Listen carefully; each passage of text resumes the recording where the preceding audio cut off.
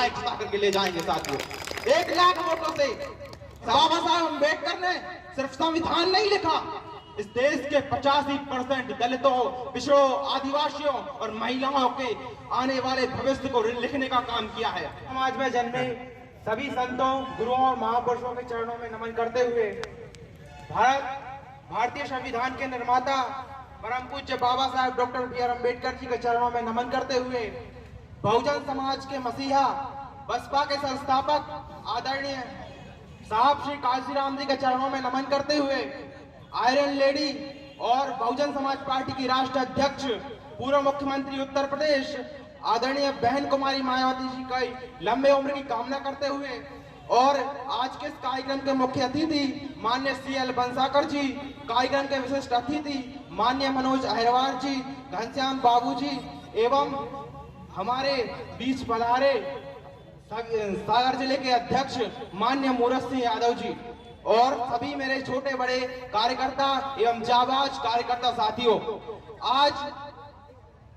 आज का दिन हम सब के लिए दुखों से भरा है, क्योंकि आज के दिन हम सब के मसीहा, हमारे लड़ने वाले, हमें अधिकार देने वाले बाबा साहेब हम सबको छोड़ करके महापरिनिर्वाण को प्राप्त हुए थे।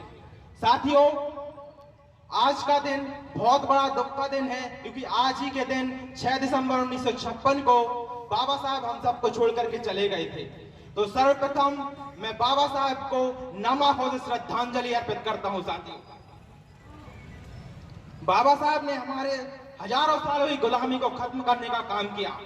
जो समाज खाने पीने के लिए तरसता था, जिस समाज को अच्छे कपड़े पहनने का अधिकार नहीं था, उस समाज को बाबा साहब अम्बेडकर ने पढ़ने लिखने का अधिकार दिया और वो सारे अधिकार दिए जिस अधिकार के लिए हम हजारों सालों से तरस रहे थे। साथियों, बाबा साहब अम्बेडकर ने हमें वो सारे अधिकार दिए जो हमें मिलने चाहिए थे, जो इन मनुवादी व्यवस्था के लोगों ने हजारों सालों से हमसे छीन कर रखे हुए थे। साथियों, बाबा साहब अम्बेडकर ने बहुत सारी कठिनाइयां झेली।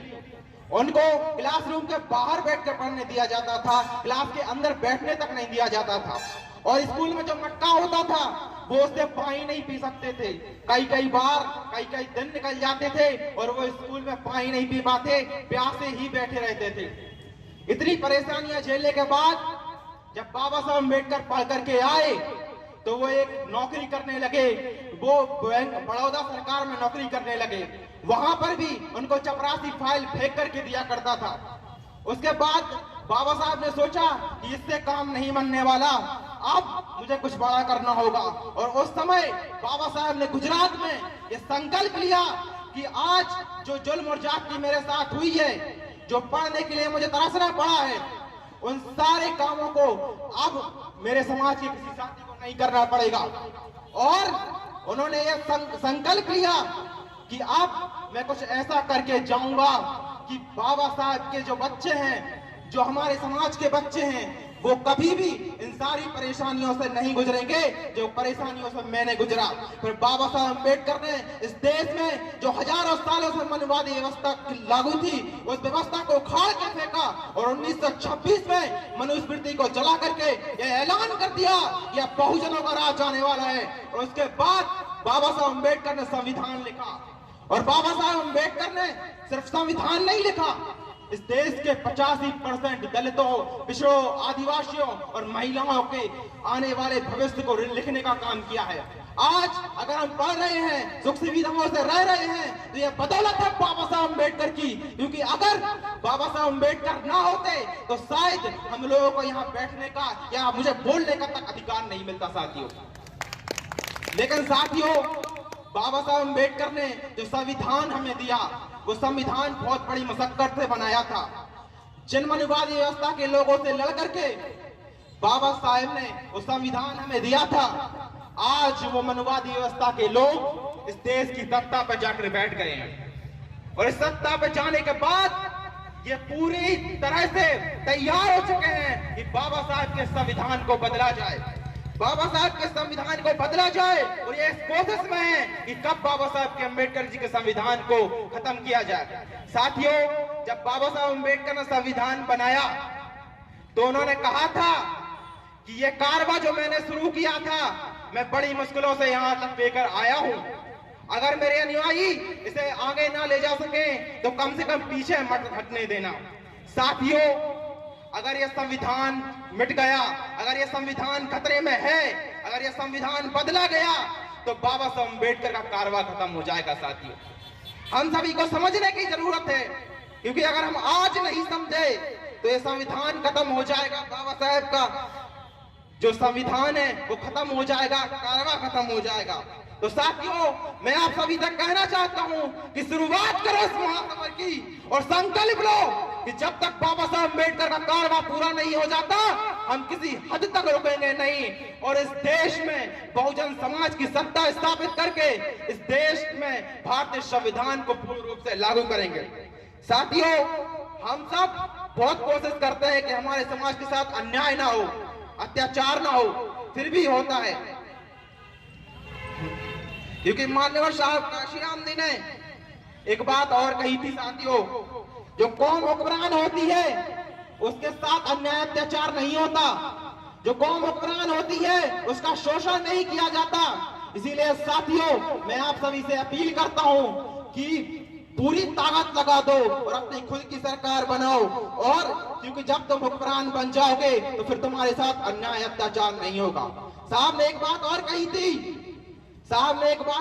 थी, कि जाओ और अपनी घर की दीवारों पे लिख दो कि हमें इस देश का हुक्मरान समाज बनना है। आज मैं आप सभी से अपील कर रहा हूं कि लिख दीजिए अपने समाज, लिख दीजिए अपने दीवारों पे, क्योंकि उस समय तो दीवारें नहीं हुआ करती थी। आज हमारे पास मकान भी हैं और दीवार भी है, तो जाकर के लिख दो अपनी दीवारों पे कि हम सबको हाथी वाला नीला झंडा उठा करके पूरे देश में यह कहना है कि अब बहुजन समाज को ही इस देश का हुक्मरान बनना है, इस देश की सत्ता पे स्थापित करना है। और साथियों, ये इतना कठिन नहीं है, मैं कुछ टाइम और लूंगा, सिर्फ 2 मिनट में अपनी बात को समाप्त करूंगा। साथियों, ये बिल्कुल आसान है, क्योंकि अगर एक बार मध्य प्रदेश में बीएसपी की सरकार बन गई तो दुनिया की कोई भी ताकत आपके ऊपर शोषण नहीं कर सकेगी।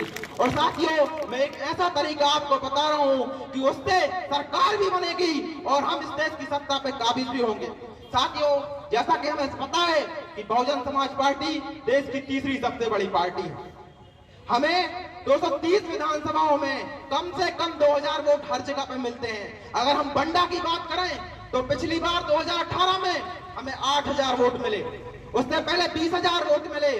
तो साथियों, एक अपील कर रहा हूं मेरे कार्यकर्ता साथियों और आप सभी से कि बीएसपी के हर एक वोटर तक पहुंचकर उनको यह बता दो कि बीएसपी के वोटर को बीएसपी का स्टार प्रचारक बनकर काम करना होगा, क्योंकि अगर बीएसपी का स्टार प्रचारक बनकर आप काम करेंगे तो सही तरीके से आप लोग सरकार बना पाएंगे।